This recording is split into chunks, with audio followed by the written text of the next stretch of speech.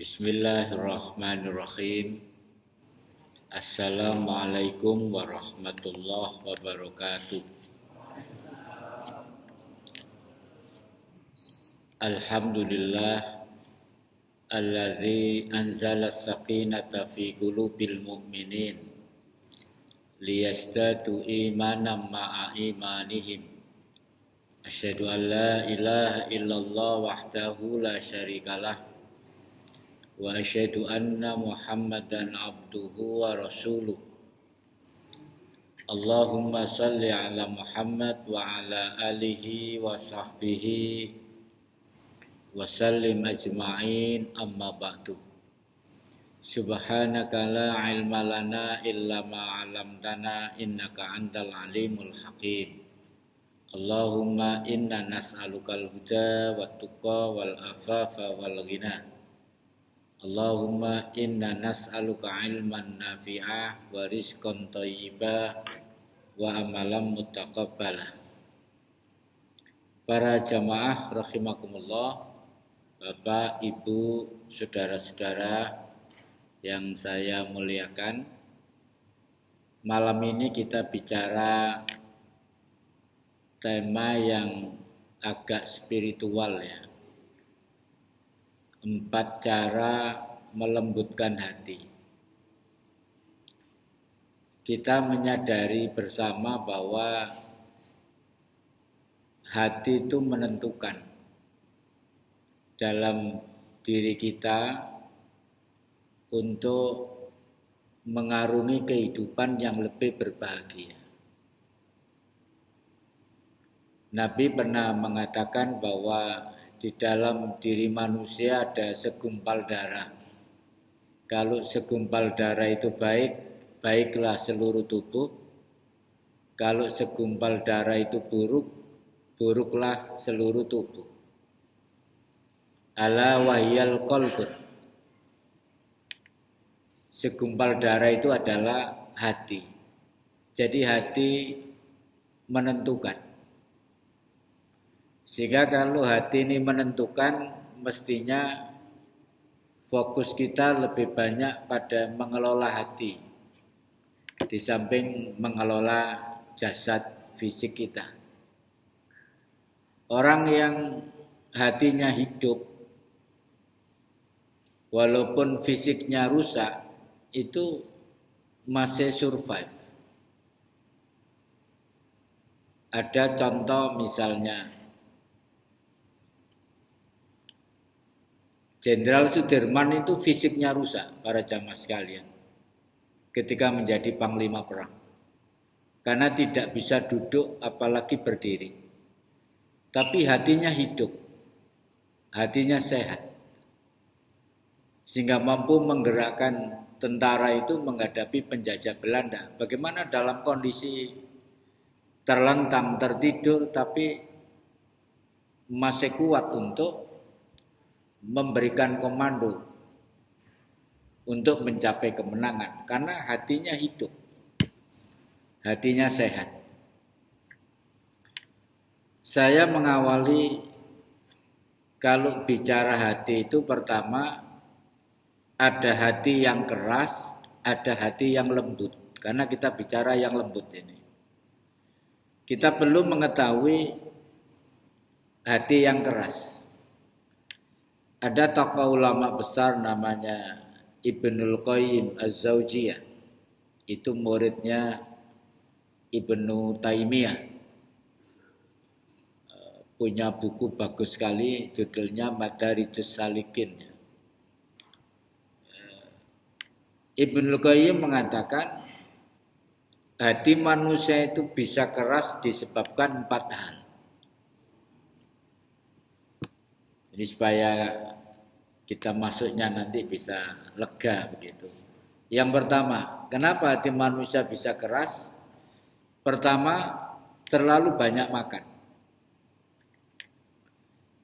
Jadi orang yang hobinya kuliner, makan di sana, segala makanan ditelan, itu dampaknya bisa menyebabkan hati yang keras.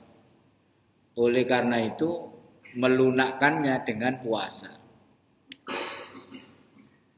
Jadi orang yang terlalu banyak makan itu bisa fisiknya juga tidak sehat, apalagi hatinya. Makanya Nabi itu memberikan konsep makan itu sepertiga makanan, sepertiga minuman, sepertiga udara. Yang ini tidak terlalu banyak. Makan menunggu lapar, berhenti sebelum kenyang misalnya. Yang kedua, terlalu banyak tidur. Jadi tidur saja hidupnya. Malam tidur, siang tidur. Ada jam-jam, ya kita lebih tahu lah untuk tidur yang efektif itu berapa jam dalam waktu 24 jam. Tidur Nabi itu indah para jamaah sekalian. Pertama, Nabi itu tidak pernah tidur malam. Tidur di awal. Itu dari tidur saja kita harus mencontoh Nabi. Tidur di awal tapi tengah malam bangun. Itu kalau kita mengkaji surat Al-Muzammil, itu berarti setengah malam, 2/3 atau sepertiganya. Kita bisa memberikan pilihan. Otomatis kan tidur di awal, bangun di awal. Kemudian Nabi juga tidur namanya qailullah, tidur menjelang zuhur. Itu kalau dianalisa, kalau kita bangun mulai jam 2 istiqomah, kemudian beraktivitas, itu memang jam 10:30 itu agak ngantuk. Dan Nabi tidur menjelang zuhur itu untuk mengembalikan tenaganya kembali, karena pada zuhur ada aktivitas berikutnya. Yaitu pola tidur Nabi seperti itu. Kita bisa meneladaninya. Tapi kalau tidurnya terlalu banyak menyebabkan hati keras. Yang ketiga, kata Ibnul Qayyim, orang yang hatinya keras itu terlalu banyak berbicara. Jadi ngomongnya banyak. Padahal berbicara itu seperlunya memang. Saya pernah bertamu kepada pimpinan ormas di Jawa Timur ini, tidak saya sebut namanya, karena dosen pembimbing saya waktu kuliah, di ruang tamu ditulisi, mohon berbicara seperlunya. Sehingga saya nggak berani bicara panjang-panjang. Mungkin tamu-tamu beliau itu banyak yang gedabrus ya. Jadi ngomongnya banyak sampai menyita waktu beliau yang kategori orang penting itu. Jadi ngomong seperlunya, tidak terlalu banyak berbicara atau berbicara yang tidak penting. Kan ada hadis itu, min husnil Islam tarkuhu ma la ya'ni. Sebagian dari kebagusan keislaman kita itu kalau kita tidak melakukan sesuatu yang tidak penting, tidak berguna. Jadi itu anak-anak itu kalau ketemu mulai jam 10 malam sampai jam 3 pagi ngobrol di warung kopi, itu apa yang dibicarakan, apa temanya kira-kira. Ini mubazir ya. Dan itu bisa mengeraskan hati kita. Yang keempat, ini mohon maaf, saya mengutip saja kalimatnya Ibnul Qayyim, hati manusia itu bisa keras kalau terlalu banyak melakukan hubungan seksual berlebihan. Itu ada aturannya lah ya, dalam agama kita. Baik, para jamaah sekalian, kita bicara tentang melembutkan hati.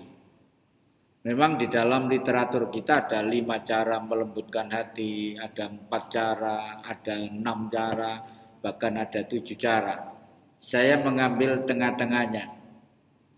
Ketika Nabi mengatakan arba'un minasyiqa, ada 4 cara bagaimana kita melembutkan hati. Yang pertama,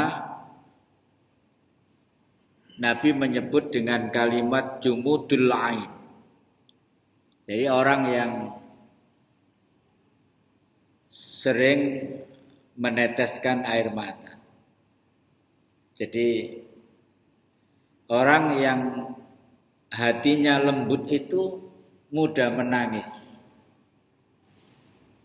Terutama kita ketika melakukan tafakkur dan tazakkur. Ketika sedang tafakkur berarti memikirkan sesuatu, terutama memikirkan kandungan ayat-ayat Al-Quran, atau ketika dia berzikir sendiri untuk bertakarrub kepada Allah, itu mudah menangis. Itu pertanda bahwa hatinya lembut para jamaah sekalian. Misalnya contoh tafakkur ayat. Kalau nggak salah dulu pernah saya sampaikan. Suatu kali para jamaah sekalian, Rasulullah ini membacakan satu ayat Al-Quran. Kebetulan tepatnya surat Az-Zumar ayat 71. Wasiqal ladzina kafaru ila jahannama zumar, dan terusnya. Itu berkaitan tentang orang-orang kafir yang digiring oleh Allah masuk ke neraka jahanam. Cerita tentang neraka. Itu para sahabat semua pada menangis. Bahkan nangisnya itu terisak-isak. Terisak-isak itu mesesegen katanya orang Jawa. Semua menangis terisak-isak. Karena melakukan tafakkur terhadap surat Az-Zumar ayat 71 yang berbicara tentang orang-orang kafir digiring di depan pintu neraka jahanam. Menangis semua. Tapi ada anak muda satu orang tidak menangis. Karena dia enggak nangis, maka dia mendatangi Rasulullah Shallallahu Alaihi Wasallam. Kabeh nangis kok aku gak nangis, begitu ya. Akhirnya dia menyampaikan, ya Rasulullah, ketika engkau membacakan ayat tadi, surat Az-Zumar ayat 71, semua pada menangis. Tapi aku tidak bisa menangis ya Rasulullah. Air mataku tidak meleleh, padahal semua meleleh air matanya. Kemudian, tapi hatiku menangis ya Rasulullah. Jadi dia itu matanya tidak meleleh air mata, tapi hatinya menangis. Kemudian Nabi mengatakan, kalau dibacakan ayat-ayat Al-Quran, air matanya meleleh, menangis, maka dia akan masuk surga. Karena tafakkur tadi. Tetapi kalau air matanya tidak meleleh, tapi hatinya yang menangis, maka dia juga masuk surga. Jadi ternyata hati yang lembut itu punya dampak mudah menangis ketika menghayati ayat-ayat Al-Quran, dan menangis itu menjadi sebab orang masuk ke dalam surga. Maka perlu menangis itu direncanakan. Ketika kita tilawah itu, kalau saya itu tilawah lebih banyak pakai HP yang bisa diklik nanti muncul terjemahnya, muncul tafsirnya gitu ya. Kalau pas ayat itu kok menarik, saya berhenti, saya lihat terjemahnya, saya lihat tafsirnya, itu akan menimbulkan penghayatan daripada tidak melihat maknanya sama sekali. Jadi nggak mungkin orang itu menangis ketika membaca Al-Quran kalau tidak ada tafakkur, penghayatan terhadap ayat-ayat itu atau tadabbur. Misalnya Rasulullah juga menangis. Dalam hadis riwayat Imam Muslim, Rasulullah itu pernah meminta Ibnu Mas'ud. Ibnu Mas'ud itu memang ahli Quran, bacaannya bagus. ya Ibnu Mas'ud, bacakan Al-Quran kepadaku. Ibnu Mas'ud menolak karena takut.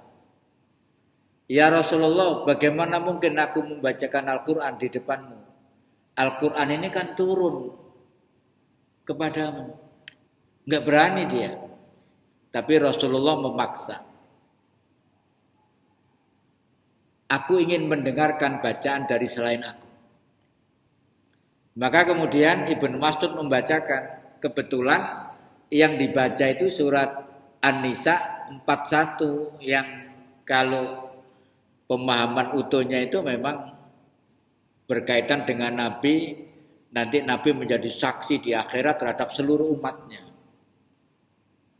Ibnu Mas'ud kemudian mengatakan, ketika aku menoleh melihat wajah Nabi, saya melihat air matanya meleleh, bahkan sampai membasahi jenggotnya.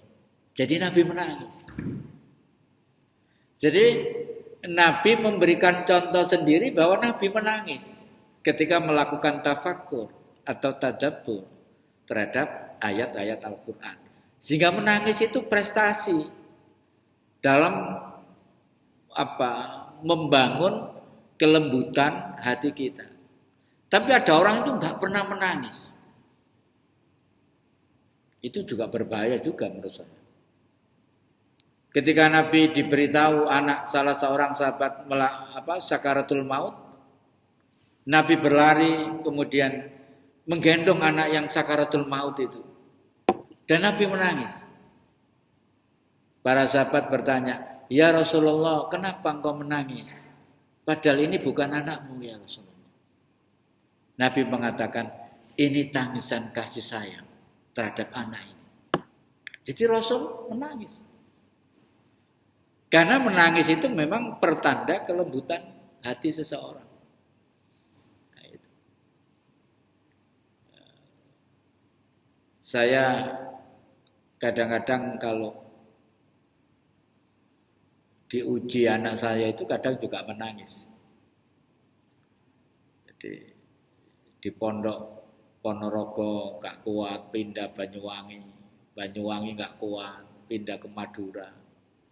Itu tak tangisi. Akhirnya sekarang lulus juga. Jadi ujian itu juga boleh kita menangis. Tapi menangisnya di hadapan Allah. Ya Allah, sampai kapan anak saya ini nggak lulus ini gimana gitu ya kadang-kadang. Baik. Kemudian kalau menangis berkaitan dengan zikir misalnya.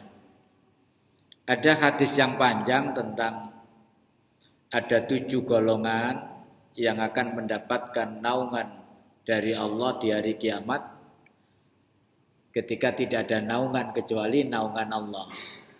Itu kalau dibacakan habis waktunya. Nah, salah satunya itu ini hadis sahih riwayat Imam Bukhari dan Muslim. Wa rajulun zakarallaha khaliyan faqadat ainahu. Yaitu seseorang yang berzikir kepada Allah dalam keadaan sendiri, sepi, kemudian meneteskan air mata. Jadi orang yang berzikir sendirian, sepi, tidak ada orang, hanya dia dengan Allah, khalian, faqadat ainahu, air matanya meleleh. Itu menunjukkan hatinya lembut. Terutama zikir dalam istighfar. Ketika mengingat dosa-dosa masa lalu. Jadi kekuatan taubatan nasuha itu para jamaah sekalian juga berkaitan dengan bagaimana kita menyesali dalam istighfar itu kemudian menangis. Itu lembut hatinya. Nah, hati-hati kalau nggak pernah menangis sama sekali kan. Memang keras kan orang tidak pernah menangis itu. Hatinya keras. Nah, menangis dalam tafakkur terhadap Al-Quran. Juga menangis dalam zikir ketika sendirian di hadapan Allah Subhanahu wa ta'ala. Kemudian yang kedua para jamaah sekalian. Cara melembutkan hati. disebut dengan istilah wakusiyal qalb. Jadi hatinya itu bergetar. Kalau ini konteksnya adalah kembali kepada Al-Quran. Jadi memahami kandungan Al-Quran sampai hatinya bergetar, kemudian hati yang bergetar itu sampai meningkatkan ketebalan imannya. Itu disebut di dalam Al-Quran surat Al-Anfal ayat nomor 2 yang populer sekali ya, kita insya Allah sudah hafal semua, tapi tidak apa-apa saya bacakan.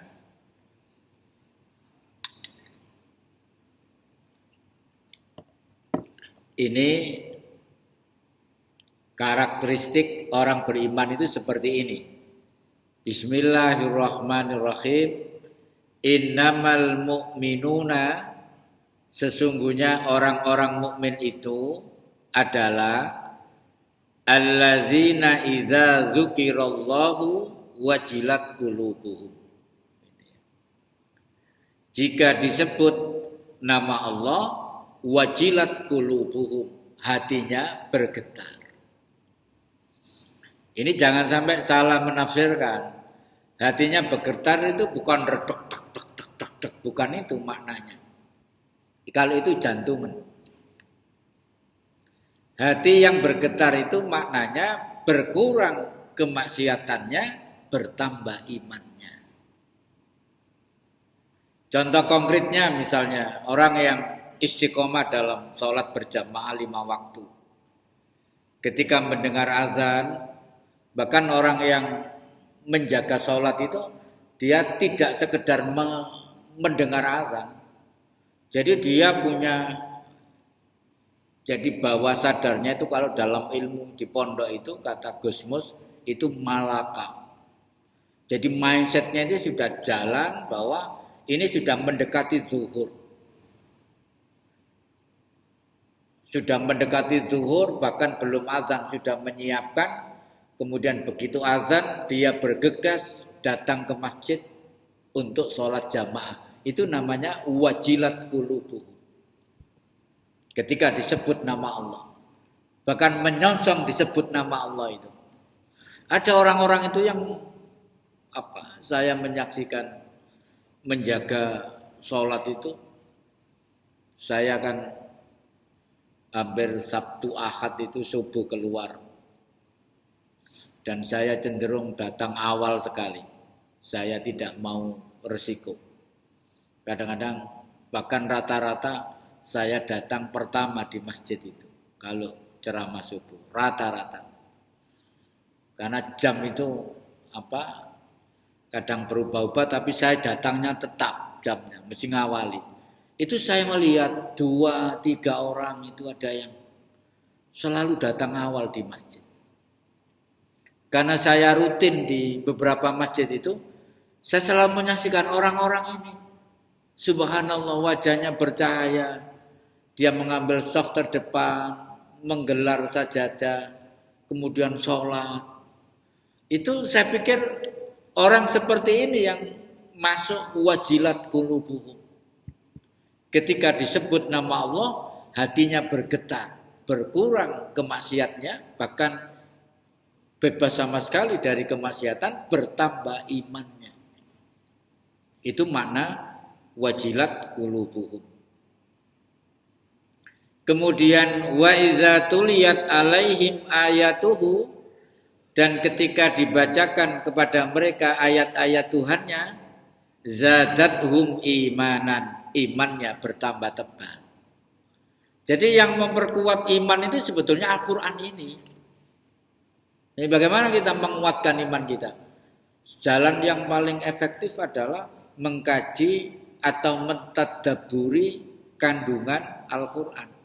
Sehingga muncul zadathum imanan. Dan itu juga dipraktekkan oleh Nabi kepada para sahabat. Jadi tugas Nabi itu kan hanya 3 saja sebetulnya. Yatlu membacakan alaihim atas mereka ayatuhu, ayat-ayat Al-Qur'an. Jadi dapat wahyu dibacakan. Kemudian yang kedua wa yuzakkihim, mensucikan mereka dengan dakwah ma'ruf nahi mungkar. Yang ketiga wa yu'allimuhumul kitab wal hikmah, dan mengajarkan kepada mereka Alkitab, Al-Qur'an dan Al-Hikmah, As-Sunnah. Apa bedanya yatlu alaihim dengan wa yu'allimuhumul kitab wal hikmah? Ada bedanya para jamaah sekalian. Yang pertama, Nabi itu terikat oleh hukum tabligh. Sifat Nabi itu tabligh.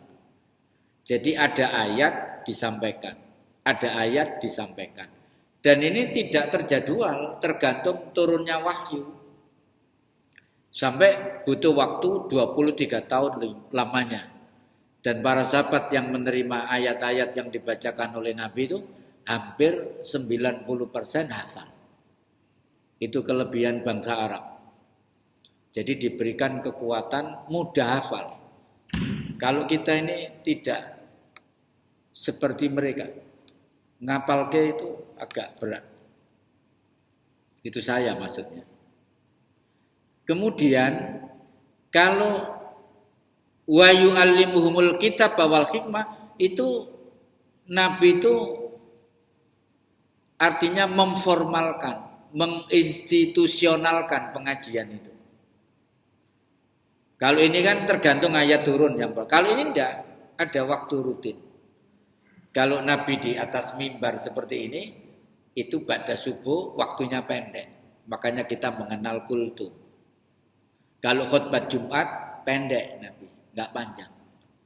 Tapi kalau sudah wa yu'allimuhumul kitab wal hikmah, Nabi pindah posisi di sebelah sana, bukan di sebelah sini. Dan Nabi bersandar ke dinding, di balik dinding itu adalah bilik istrinya Aisyah radhiyallahu anha, menghadap ke sini. Dan ini berlangsung cukup lama sampai waktu menjelang zuhur, sehingga melahirkan ulama-ulama sahabat, Mu'adz bin Jabal, Sayyidina Ali yang cerdas itu, dan lain-lain. Makanya kemudian kalau kita membaca sejarah perawi hadis, kenapa perawi hadis itu yang perempuan hanya Aisyah yang paling banyak meriwayatkan hadis? Kok bukan Hafsah, bukan istri yang lain? Karena Nabi ketika mengajar bersandar di dinding bilik Aisyah itu, Aisyah mendengar semuanya. Kemudian diriwayatkan. Sehingga ada an Aisyah itu banyak sekali. Dan Aisyah juga diberikan kelebihan oleh Allah, cerdas dan kuat hafalannya. Sehingga wanita yang paling banyak meriwayatkan hadis itu istrinya sendiri, yaitu Aisyah. Nah, dari situ istri itu memang sunnatullahnya ya harus dilibatkan dalam kegiatan-kegiatan dakwah. Saya sering sekali ceramah itu ngajak istri saya. Kebetulan kalau hari Rabu ini pas ada ngajar. Karena ngajar Al-Quran nggak bisa ikut. Biasanya kalau subuh pasti minta ikut. Nah, itu. Di samping suka didampingi istri juga, dia dapat ilmu pengetahuan. Dan yang penting menjadi bahan mengevaluasi saya. Kalau nggak kena gitu ngomong ngelambar ya nanti di mobil saya diadili. Ya itu gak enaknya duit bojo nek melok ya itu ya. Kadang diadili, kadang disemprot gitu ya. Ya memang fungsi istri itu begitu, supaya ada balance. Kita nggak terlena, ada yang mengingatkan begitu. Kemudian wa ala rabbihim yatawakkalun, dan kepada Tuhan mereka bertawakal. Jadi tawakal itu aja. Kalau dalam literatur kita, kebetulan saya mengajar di Masjid Al-Mu'ti namanya. Itu kitab adab. kuliah akhlak lah kira-kira begitu. Bagaimana akhlak kepada Allah, akhlak kepada Rasulullah, akhlak kepada keluarga, akhlak kepada masyarakat, sampai akhlak bernegara. Jadi akhlak saja ada. Bab yang terakhir akhlak bernegara. Bagaimana memilih pemimpin, bagaimana taat pada pemimpin, bagaimana cara menasihati pemimpin. Dan tawakal itu termasuk dalam bab adab kepada Allah. Ada tawakal. Tawakal itu setelah ikhtiar baru tawakal. Tidak boleh tawakal pada ikhtiar. Sudah kepedean dengan ikhtiar tertentu yakin akan sukses. Itu tawakal kepada ikhtiar. Wa ala rabbihim yatawakkalun. Tawakal ini indah sekali. Sampai ada jaminan wa may yatawakkal 'alallah fa huwa hasbuh. Barang siapa yang bertawakal kepada Allah, Allah akan mencukupkan. Baik, para jamaah sekalian, yang ketiga sekarang, cara melembutkan hati. Watulul amal, maksudnya tidak menunda amal yang baik. Jadi orang itu kan kadang-kadang ada sifat malas, para jamaah sekalian. Lelah, malas itu. Kadang-kadang suka menunda. Lah menunda yang baik itu termasuk kategori moralitas yang tidak baik. Apalagi kalau menunda sesuatu yang penting. Misalnya menunda taubat. Ditunda-tunda. Sok nek wis pensiun, sok nek wis tuwa, sok nek wis. Bayangkan kalau dia belum sempat bertaubat, ajal sudah diambil, berarti dia kan rugi banget itu. Nah, makanya tidak boleh menunda-nunda sesuatu yang baik. Dalam Al-Quran surat Al-Nasrah itu surat 94 ayat 7 sampai 8 ada ayat yang berbunyi fa idza faraqta fansab. Maka apabila kamu telah selesai dari satu urusan yang satu, maka kerjakan dengan sungguh-sungguh urusan yang lain. Jadi tertata. Wa ila rabbika farghab, dan hanya kepada Tuhanmu lah hendaklah kamu berharap. Jadi Al-Quran sudah mengajarkan tentang bagaimana kita tidak menunda-nunda. Habis yang satu kerjakan yang lain terus begitu. Nah, ini ada manajemennya dalam hidup kita ini. Ada jadwal hariannya, kira-kira begitu. Dan kalau kita mengikuti daripada disiplin sholat, insya Allah semua beres. Orang yang sholatnya disiplin, tepat waktu, berjamaah, insya Allah perilaku yang lain akan disiplin. Insya Allah. Sholat itu menentukan. Makanya kalau ada anak-anak kita yang delewer, itu bisa diperbaiki lewat sholatnya dulu. Terutama subuhnya. Kalau subuh sudah nggak bangun, itu akan berat. Dan jihad yang terbesar mendidik anak itu membangunkan sholat subuh menurut saya. Ya ini anaknya satu, kalau 5, saya ini 5 anaknya. Gantian bangunkan. Saya masih ingat. Ketika masih kecil-kecil itu, saya gendong dari kamar gantian satu persatu ke kamar mandi. Digendong satu wudu, nanti kamu habis sholat subuh tidur lagi tidak apa-apa. Tapi sekarang bangun. Digendong itu ada yang nangis, ada yang mancal-mancal, ada. Sekarang anak saya yang paling kecil saja sudah mau lulus SMA. Di rumah tidak ada anak sama sekali, semuanya di luar. Jadi kesepian. Dulu seperti itu. Jadi berat sekali. Lah kalau sholatnya sudah disiplin, nanti kita akan menikmati. Anak-anak kita akan disiplin dengan sendirinya. Itu kalau sudah menikmati anak waktunya berangkat-berangkat, waktunya pulang-pulang, waktunya sholat, itu kita bisa menikmati hasilnya. Dalam proses mendidik anak itu kita menikmati. Tapi kalau sampai sudah dewasa, sampai sudah umurnya sudah 20 tahun, 25 tahun, masih belum mandiri, kita ini belum nikmat lah hidup ini ya. Menyaksikan itu apalagi nanti kalau menikah gimana, kalau kamu subuhnya kayak gini, kalau kamu ikut di mertua gimana, itu orang tua pasti akan beban. Maka itu tuntaskan, sholat itu kita tuntaskan. Bahkan sampai kehidupan setelah kita tidak menyaksikan. Coba Pak tentang sholat itu ayatnya kan. Tentang sholat itu ayatnya indah. Wa'mur ahlaka bis-sholat.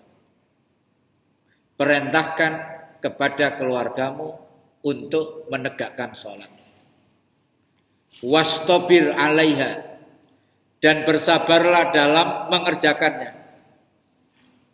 Wastobir itu maknanya sabar, tapi sabar yang lain. Kalau sabar biasa itu namanya wasbir. Apa bedanya wasbir dan wastobir? Kalau wasbir itu sabar biasa, tapi kalau wastobir sabar yang bertingkat-tingkat. Kenapa sabar yang bertingkat-tingkat ini dipakai untuk wa'mur ahlaka bis-sholat? Perintahkan kepada keluargamu untuk menegakkan sholat. Berarti kan berat, enggak mudah. Nah, lalu Allah menjaminkan berkaitan dengan kehidupan yang berkemakmuran. La nas'aluka rizqan, nahnu narzukuka. Aku tidak minta rezeki kepadamu, kata Allah, tapi aku yang memberi rezeki kepadamu. Artinya apa? Bangunan penegakan sholat ini berkaitan dengan masa depan kehidupan anak-anak kita. Siapa yang sholatnya sukses, disiplin, yang lain ikut. Kira-kira begitu makna umumnya. Sehingga konsentrasi kita itu di sholat itu sebetulnya. Maka kita akan tetap nggak bisa tenang kalau anak kita tidak sholat tepat pada waktunya atau sholat tanpa disuruh, sudah otomatis. Dan itu berat. Saya yang berat maksudnya, kalau nggak bapak-bapak ibu nggak tahu. Saya berat sekali mengalami yang cukup berat itu. Makanya ketika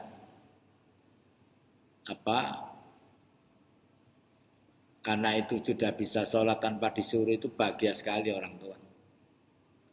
Kemudian yang keempat, yang terakhir para jamaah sekalian. Melembutkan hati itu kalau wal harisu alad dunya. Maknanya orang yang tidak rakus terhadap dunia. Rakus itu dalam bahasa agama tomak. Apa tamak, apa tomak bacanya. Tamak itu orang yang tidak pernah puas dengan rezeki yang didapatkan, serba kurang. Itu tamak. Seperti orang yang minum air laut asin. Semakin diminum, semakin haus, semakin haus. Dia tidak pernah puas dengan pemberian Allah. Kebalikannya apa? Qanaah. Dia puas dengan pemberian Allah. Jadi orang yang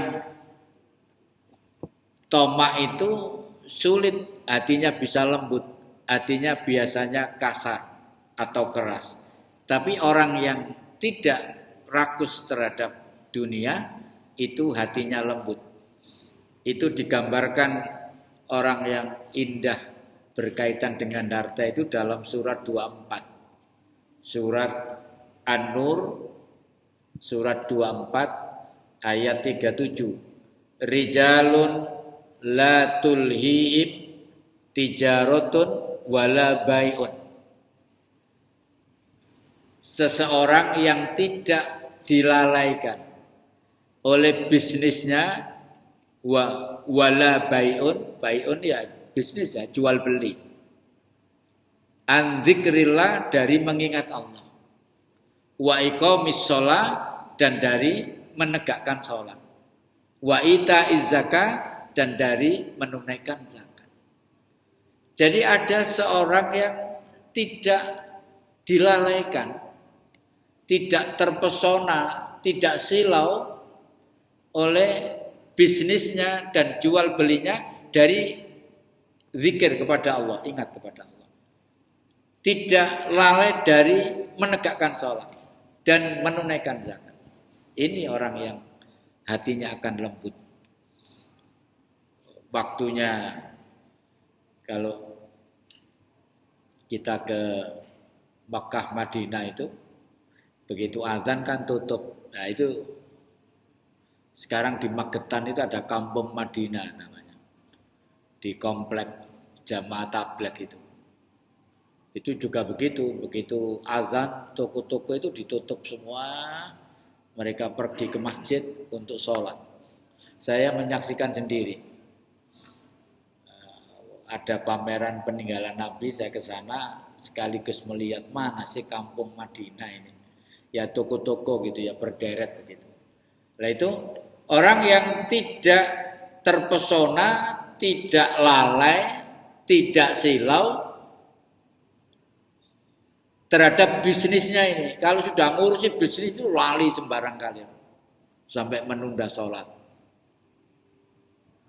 Kalau sudah jual beli, iki wayai laris-laris itu jam sholat gimana ini gitu. Nah, itu. Ya apa itu? Bingung juga itu. Adik saya itu tukang sayur, adik saya yang terakhir itu. Itu satu hari itu kalau pulang sampai 4 juta, laris manis. Tapi kerja mulai jam 2 bangun ke pasar sampai nanti jam 11 berdiri gini. Kok gak ada rupanya? Sering jam 1 malam itu nelpon saya, ganti duit nganggur, kate kulaan kurang. Sering sekali. Lalu saya berpikir, loh ini loh jam kerjamu itu jam kerja orang yang luar biasa, orang tidur nyenyak kamu bangun. Sampai bawa tosa itu, saking akeh kulaan. Tapi kok gak ada rupanya BRI kok gak lunas-lunas. Saya lalu ketemu. Ternyata dia sholat subuhnya itu kalau sudah sampai di rumah. Jadi ya gak mesti apa setengah 6 apa jam 5 sampai di rumah. Sampai di rumah sudah ditunggu orang berderet. Gak sempat sholat subuh ngeladeni dulu. Maro gowo pesek aku sholat subuh, serut mari. Gak tahu cepat kilat. Itu. Kok gak ono rupane, kok gak ono barokahe gitu. Akhirnya saya dudukkan. Ono sing salah kon iki. Sakjane wis sugih biyen duwe hotel kon iki. Bayangkan, Pak, satu hari itu kulaan 4 juta, laris manis. Paling laris di kampung itu. Yang lain bawa sepeda motor, dia bawa tosa. Kok rupane gak ono? BRI gak lunas-lunas. Sering malam nelpon kok kurang kayak kulaan. Ini ada yang salah. Apa sing salah? Aku ya wis sedekah, aku ya wis salatmu. Salatmu subuh jam piro?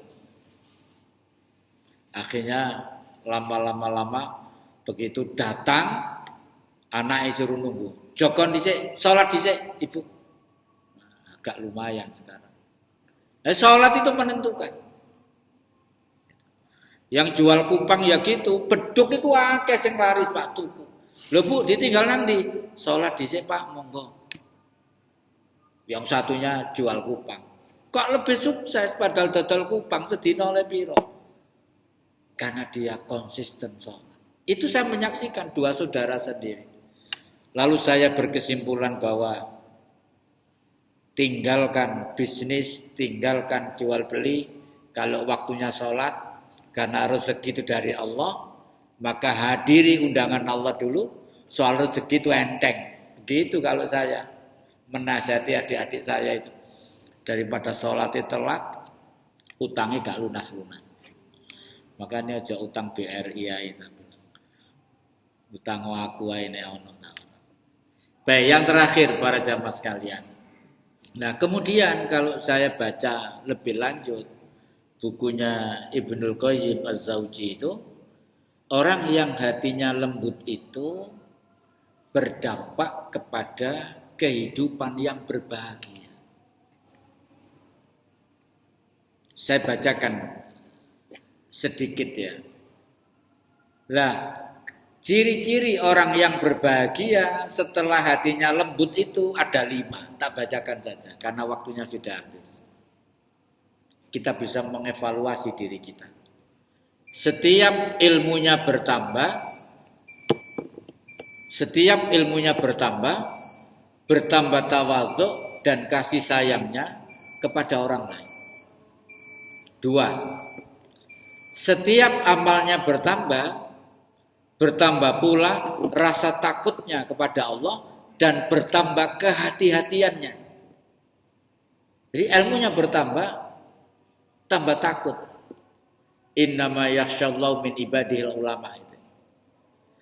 3. Setiap kali umurnya bertambah, tambah tua, berkuranglah ketamakan kepada harta. Jadi tambah tua itu tambah gegemannya tambah gini. Nek bayi itu kan gegem lahir. Nek tua begini. Orang mati itu begini, gak ada yang begini.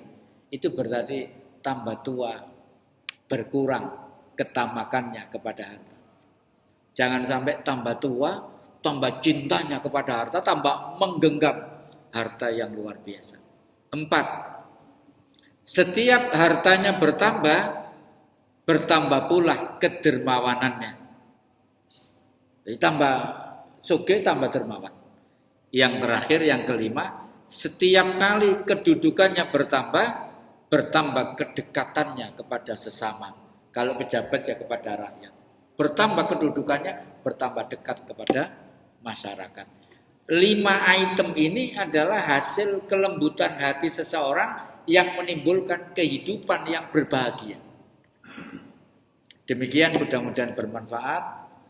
Akhirul kalam, billahi taufik wal hidayah. Wassalamualaikum warahmatullahi wabarakatuh.